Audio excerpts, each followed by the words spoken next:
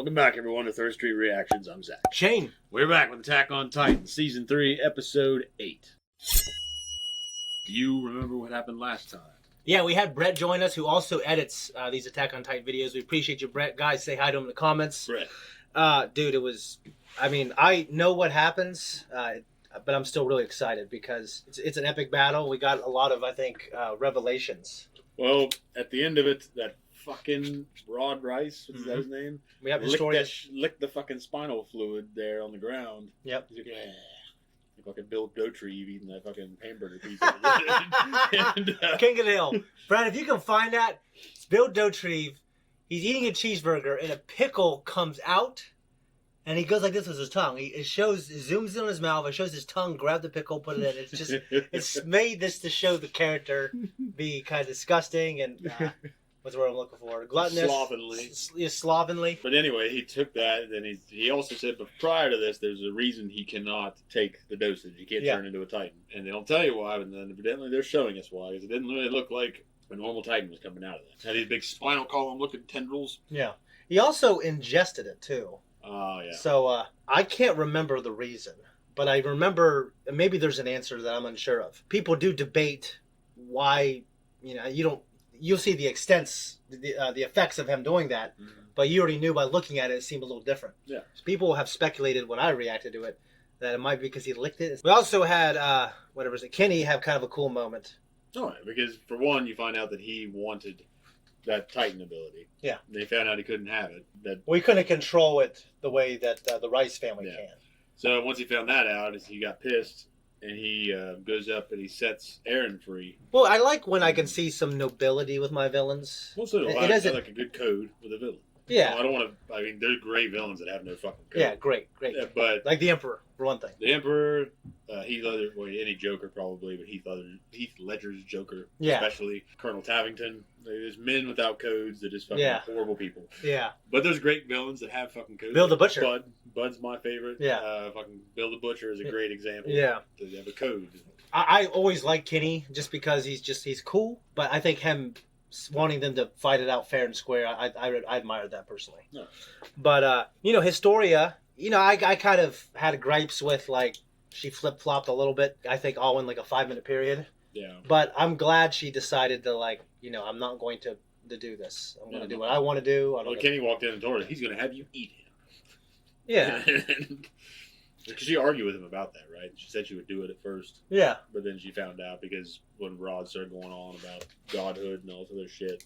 But no, she also said that she would eat him if that was her destiny. Yeah. So earlier on, I feel like she grasped it. But the godhood, like you said, I think is what made her twist, which is, to me, would be eating my friend. Yeah. But I'm satisfied with what I saw. And do you like the answers you're getting with, like, the secret power of the Titans? I mean, you don't know the extent of it, neither do I. I like it more now that it's elevated beyond just, okay, these fucking things are trying to eat everybody. Yeah. And it's horrible. No, yeah. So now it's these fucking things are eating everybody and it's horrible, but now they've put a layer on top of that now. Mm-hmm. They kind of makes it there's a little bit of cushion. Yeah, how do you feel about, like, the ritualistic look of it?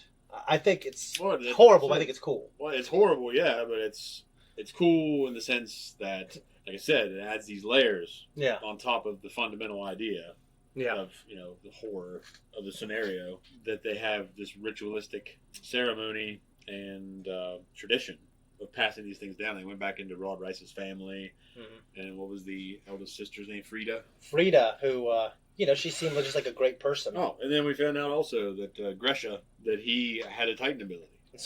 He just went and killed his family. Yeah, he had a Titan ability that they didn't know how he had it or something like that. They haven't really...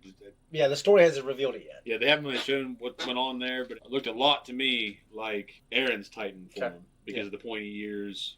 Yeah. And kind of just the overall facial appearance, even though Gresha's had a beard and shit like that. So maybe it's because he's an older guy. I don't know.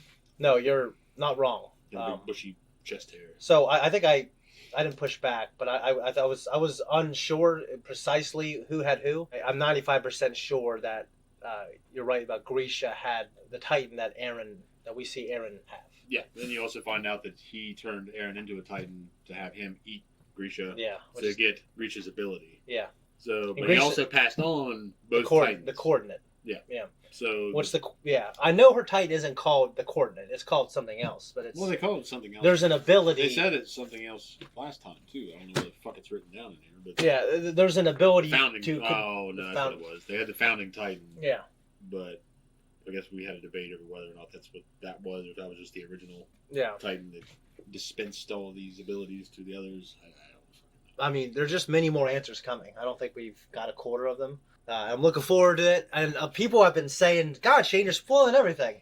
I am going... They asked me, if I was reading it, to ask you to say less. I'm not going to. Well, it's a pleasure for me to try to squeeze it out of you. Well, to me, I feel like sometimes you need to invest a little more emotionally. You need to know about the stakes a little bit. Yeah. Because I know you well enough to know that like you can be spoiled a little bit and then still enjoy things. Yeah. But I know they don't want that. I will do my best. Zach's in the show. He's invested. I will be less spoilerish, guys. I'm sorry. I'll do my best to get him to spoil me. Yeah. Also, before we start, guys, make sure you go to the description and click on the link. It takes you to our Patreon. You don't need to be a patron, but that is where the reaction is. It's for free. Go check it out and then come back here for the discussion. All right, guys, we're about to jump into Season 3, Episode 8. Let's go. How do you keep forgetting that place? Huh? Oh, yeah, right. I forgot all about it. Yeah.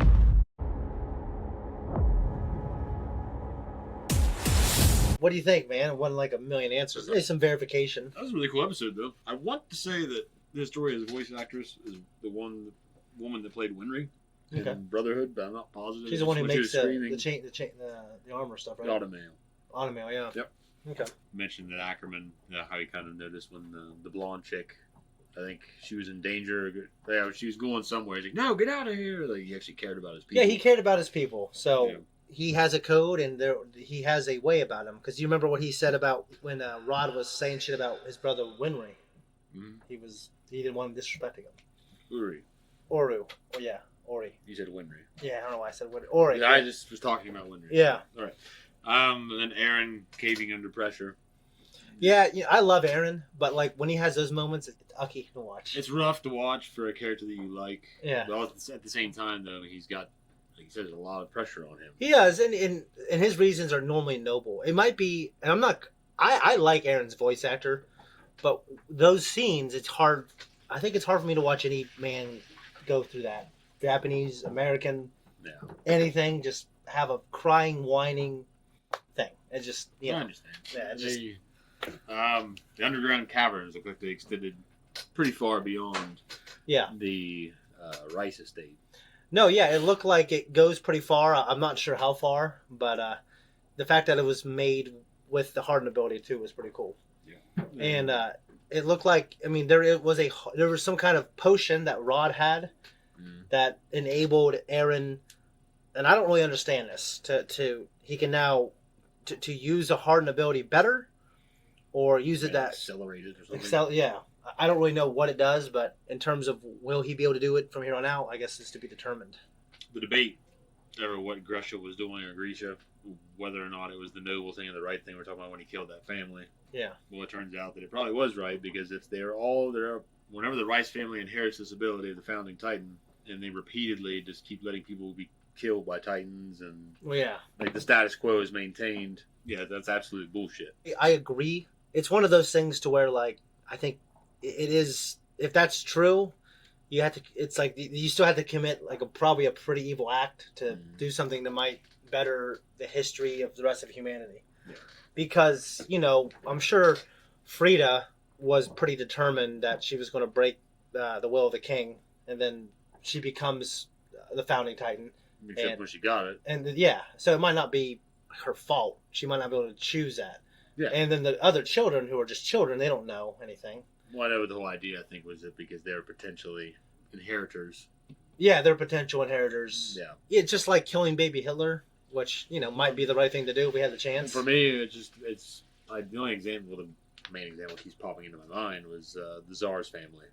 Yeah. When the Bolshevik Revolution occurred. And it's like you don't want to kill those little kids, but like it was absolutely more horrible under the Bolsheviks. Yeah. But at least from what I understand. Okay. But the Tsars still had a pretty shitty history with how they governed their country. Yeah. And so people had had enough, and there was fucking rebellion had been fomented, and they wiped out any successor to the throne. Imagine if you're just a kid and you knew you didn't want any part of that. You're just a kid. You're probably not thinking about it. You're probably thinking about you're probably sheltered from the realities of everything outside of that. Some kid that's 7 or under. Yeah. And then I can't remember how old Anastasia and some of the other little kids were, but they fucking killed all of them. Yeah, it's disgusting, but I don't even know what to say because I don't know. Like in Grisha's situation, it's like I don't know whether his plan or whatever he's thinking is the right thing. Like there are when you watch this. Well, he said in this episode they had a flashback. The flashback that Aaron has of his father telling him that everything, the future of humanity depends on you being able to control his ability. Yeah. And they discuss how he probably had a plan or knew of a way for him to control it. Yeah. Even though he's not a member of the Rice family. Yeah. So. Well, it's like... And they got to get to the cellar. They got to get to that goddamn cellar. They've been trying to get to that cellar for 2 seasons. I know. I guess what I'm saying is despite his convictions, is Grisha right? Oh, as killing those people? Yeah. I don't know, it's extreme circumstance. Like, if you lived in Nazi-occupied Berlin throughout World War II of assassinating high-ranking Nazi officials. Yeah. And what if kids are present? Yeah. Shit like that. And this is like Saul Guerrero level shit. Like, to what extent do you go where your disregard for your own moral standards could prevent so many more evils? And so much more death and so much more suffering in the history of the future. Well, it's we actually didn't talk about it. It captured the game for the most part very beautifully. But was Joel right? By the way, spoilers for The Last of Us. If you don't want to hear it, Brett will put something on the bottom, and then when we're done, it'll disappear. So was Joel right? And what he did with... rescuing Ellie. Oh, yeah. I mean... Like I said, it all comes back. I mean, I can see it both ways. If that was your little girl. Yeah, that's my thing. It's like, that family wasn't his family. Yeah. But But he also had his son eat him. So, yeah. He did make it pretty much the ultimate sacrifice in the end. He didn't just, keep it for himself and try to be, the hero himself. Mm-hmm. He saw his plan through, and part of that involved letting Aaron kill him. Yeah. But, I don't doubt that he has a conviction... And he is willing to die for that conviction. Well, with Joel, and that was my kid, I would probably kill everybody, yeah. Yeah. But it's my kid, so... Yeah. And I'd probably lie about it, because if that kid grew up knowing that, he couldn't live with himself or herself. They could have saved everybody, but didn't. Yeah. Yeah. It's just, it's very beautiful, but it's I agree, I'd do the same thing. Yeah, that's how I would do it. I mean, But it's terrible. We'd be wrong, probably. Yeah, I'm not in a place to judge that on a moral standard. Yeah. I mean, as far as, whether or not it was right to kill all these people, I can see in the story... why it applies, why he felt it was necessary.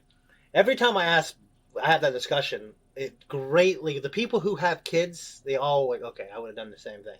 Yeah. People who don't have kids, Joe's a piece of shit. They don't understand. Yeah, they don't. So they don't understand. If you don't have kids, you don't fucking understand. No. I'm sorry, you don't. There's something that is unlocked in you. There should be, I should say. Yeah. It should be unlocked in you when you have kids. Yeah. It's not unlocked for everybody. Yeah. There's a lot of shitty people out there, but absolutely, it should be unlocking you when you have a child, and it makes you think differently. It makes you act differently. So the interesting thing to me is the concept of the will of the king, and how it's so strong that whoever inherits that, they completely empathize with his goals, and there's no way it makes you wonder, discussed about letting him eat Aaron.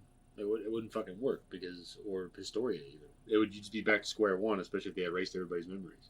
Exactly. So this is a great reset. Essentially, yeah. Which in fiction, in fiction, modern politics, in science fiction, it's just like the government taking even more shit, and I do not agree with the government taking shit. They took shit, I know, in the beginning, but we can argue about that later. So I agree. I absolutely agree. That's it. We're done.